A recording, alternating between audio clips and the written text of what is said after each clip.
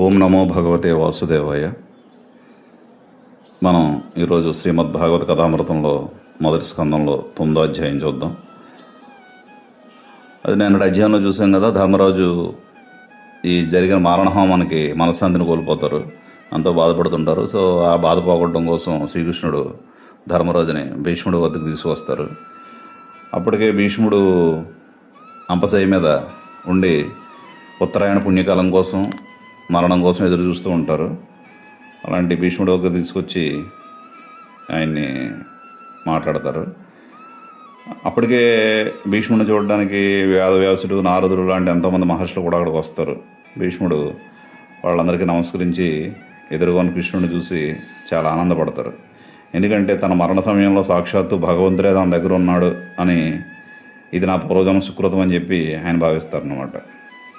తర్వాత భీష్ముడు పాండవులను చూసి ఓదారుస్తూ ఇలా చెప్తారు, ధర్మరాజుతో చెప్తారు, మీరు జీవితంలో ఎన్నో కష్టాలు పడ్డారు, అన్ని కష్టాల గుండానే సాగింది మీ జీవితం అంతానే, కానీ అవన్నీ కూడా కృష్ణ పరమాత్మ చేసిన కాల సంకల్పం. ఎందుకంటే సాక్షాత్తు భగవంతుడే మీ పక్క నుండి కథ అంతా నడిపించాడు. కాబట్టి జరిగిందని నువ్వు బాధపడాల్సిన పనేమీ లేదు. ఈ మారణహోమం నువ్వు కావాలని చేసింది కాదు. కాబట్టి ఇప్పుడు ఆ బాధపడడం మానేసి ఆ మనోవేదం తగ్గించుకుని ప్రజలను పాలించే బాధ్యత తీసుకో, ధర్మబద్ధంగా పాలించు అని చెప్తారు. ఆ తర్వాత ధర్మరాజు అడిగిన చాలా ప్రశ్నలకు సమాధానం చెప్తారు భీష్ముడు.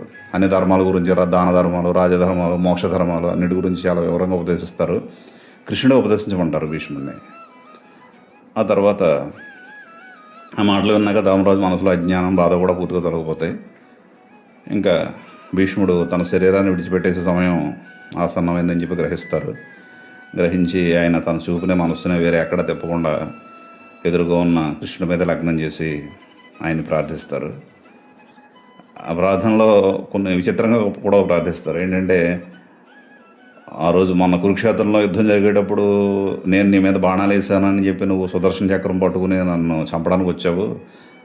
ఆ రూపం ఎంత బాగుందో, అప్పుడే నన్ను చంపేసిన నా అదృష్టంగా భావించేవాడిని అని చెప్పి ప్రార్థిస్తారు. ప్రార్థించి తర్వాత ఆ శ్రీకృష్ణుడి రూపాన్ని మనసులో ఉంచుకుని ఆ శ్వాసను నియంత్రించి భీష్ముడు తన భౌతిక శరీరాన్ని విడిచిపెట్టేసి ఆ కృష్ణుడిలో లీనమైపోతారు. దేవతలు పూలవన కురిపిస్తారు.